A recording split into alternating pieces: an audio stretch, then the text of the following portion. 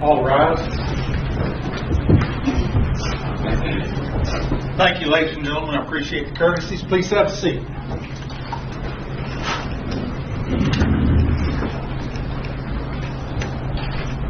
And court will now come to order. Let the record reflect the attorneys for the state for the defense of the court. Ladies and gentlemen, this is one of the highest level trial courts in the state of Texas, and as you've seen during these proceedings, what we do in this court is very serious business. Therefore, as I give these remarks and render my decisions on this, I ask that you give this court the same courtesies that you've graciously given the attorneys during their remarks. I know that emotions may run high. This has been a very emotional intense case, and I'm very aware that some of you will perhaps disagree with the verdict. However, please do not express any emotional, verbal, or physical outbursts here in the courtroom. I appreciate your courtesies in that. And if you feel like you cannot control yourself, or if you don't control yourself, you will be escorted out. And I don't do that to diminish your concern, but to maintain the decorum of a state district court. It would be very disingenuous of me, as well as very short-sighted, to believe that this case is nothing more than a routine case in which Daniel Willis is accused of murdering Yvette Smith. In a legal sense, the law is certainly what I'm bound to follow. It is that, in simplified terms, the legal question is whether Daniel Willis knowingly, intentionally caused the death of Yvette Smith, or alternatively, whether he did an act that is clearly dangerous to human life that caused her death. And the question of whether his conduct was objectively reasonable is the controlling issue. I fully understand the law, the indictment, the allegations. I also understand the facts. Having heard most of these facts through a total of almost 3 weeks of actual, very vigorous and well-presented trials of this case from both sides. This case is also, as Mr. Saying, about what we, culture and as a society, expect from our law enforcement officers. They do an incredibly difficult job. Tribute to the overall professionalism of the police in general, that so few situations such as this one actually take place. But I would go a step further and add that it's not only about what we expect from our law enforcement officers, but also what we should expect of ourselves. each and every one of us, as citizens of this great nation, as we react to circumstances that occur within our society. I'm fortunate in that I answer to very few people in this case. I'm a visiting judge, and I don't run for office over here in Bastrop County. In fact, I doubt if I will run for office again due to my age and the length of service that I already have. But regardless of the decision I make here today, there will be a lot of commentary about what it is and those that are affected by this decision. And certainly all that I do is subject to review by higher courts here in Texas and perhaps even higher. But I'm fortunate in that I do not answer to political correctness. I do not answer to the media. I do not answer to politicians. I answer to the law and to the facts as they relate to this case.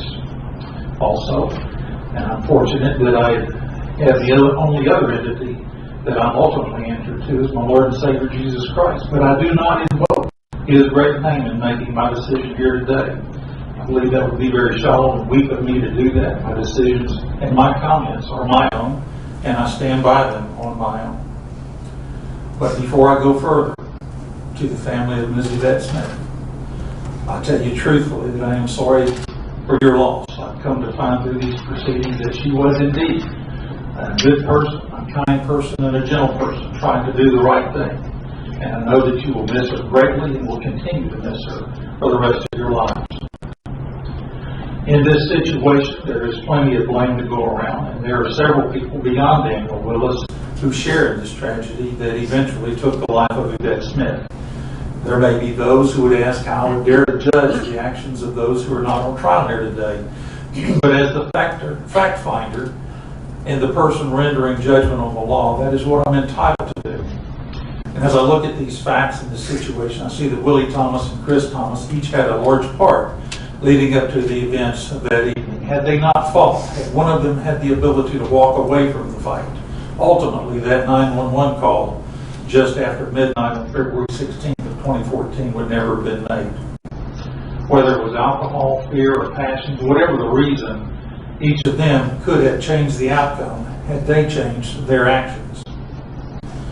I believe we can all certainly regret that Yvette Smith walked out that door. Yvette Smith is without a doubt the victim in this tragic situation. And now I do have to come to Daniel J. Willis.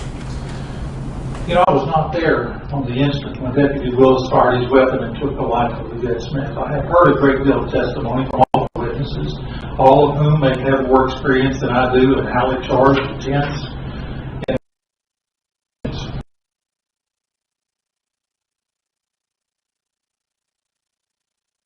I've personally dealt with a situation like this. I've seen the video, I've heard the audio many, many times, and I've come to know it well. I do respect Ranger Verena and the balance he attempted to bring to these proceedings, attributing good police work and good police conduct to Mr. Willis when it was deserved, and clearly stating his disagreement with his actions in firing the fatal shots. Ranger Verena is also good enough to recognize that a lot of what was said by the other experts in this case was accurate and consistent with his own training. And I believe it takes a very strong man to be able to agree with an opponent. Congratulate you, sir.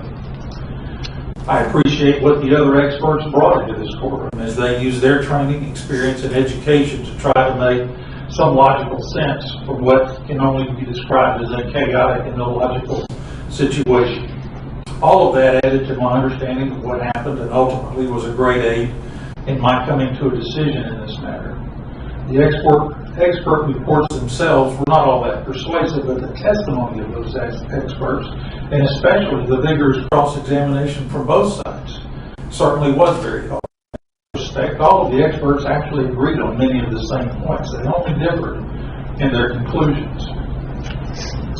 And as we all know, this all boils down to a very few seconds. We all know there was no weapon.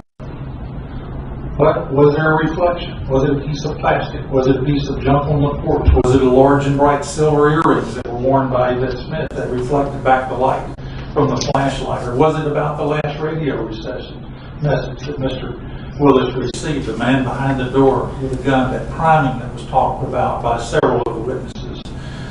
Those are questions that cannot be answered with any certainty. At least two of the experienced professionals gave me an opinion that Daniel Willis should have waited longer before he fired. So my question to myself then became, do I convict a man based upon those opinions alone? Or do I look at the totality of the circumstances to find some proof beyond a reasonable doubt of his guilt? I had to look deeper, knowing it would be easier, literally, to sacrifice one person for the good of some others. So regardless of my decision, there will be those who will attempt to use this tragic situation to further their own personal agendas. To all of those, I ask only that you tell the truth of what happened in this courtroom. Be truthful that both sides have been given a full and fair hearing of all of the available facts. Both sides have been represented by very competent and capable advocates, and no shortcuts were taken by either side. To the attorneys from both sides, you've done a tremendous job with a very difficult task. And regardless of the ultimate ruling that I make, you may each look at this body of work with a great deal of satisfaction. None of us are rookie attorneys, but you have all truly done what we all dreamed about doing when we were back in law school. You have zealously, professionally, and courageously advocated your positions with skill, knowledge, understanding, even cunning whenever it was necessary. And I do commend you for that. And I thank you for the trust that you've given me and allowed me to hear this case and render a verdict in this matter. To everyone watching this case unfold, I know that you will each carry away from this courthouse your own opinions of what I should have or could have done or not done. And frankly, we may agree or disagree on the ultimate decision, but frankly, I'm pleased that you've come and watched regardless of your reasons for being here. So, Mr. McCaig, Ms. Jernigan, is there any legal reason now why the court should not render its verdict in this case? Would the defendant please stand? And please bear with me as I read to you one of my lifelong favorite passages from Theodore Roosevelt from April 23rd of 1910. It's a really great passage. It goes this way. It is not the critic who counts, not the man who points out how the strong man stumbles, or where the doer of deeds could have done better. The credit belongs to the man who is actually in the arena, whose face is marred by dust and sweat and blood, who strives valiantly, who errs, who comes short again and again, because there is no effort without error and shortcoming, but who does actually strive to do the deeds, who knows great enthusiasms, the great devotions, who spends himself in a worthy cause, who at the best knows in the end the triumph of high achievement, and who at the worst, if he fails, at least fails while daring greatly, so at his place shall never be with those cold and timid souls who neither know victory nor defeat. Mr. Daniel J. Willis, you were in the arena, and it is the verdict of this court that you are not guilty of the charges stated in the indictment. Mr. McCaig, will you be handling the expunction? Yes, Your Honor. Very well. Anything from the state? Anything further from the defense, sir? These matters are adjourned. Thank you both for your courtesies on all points.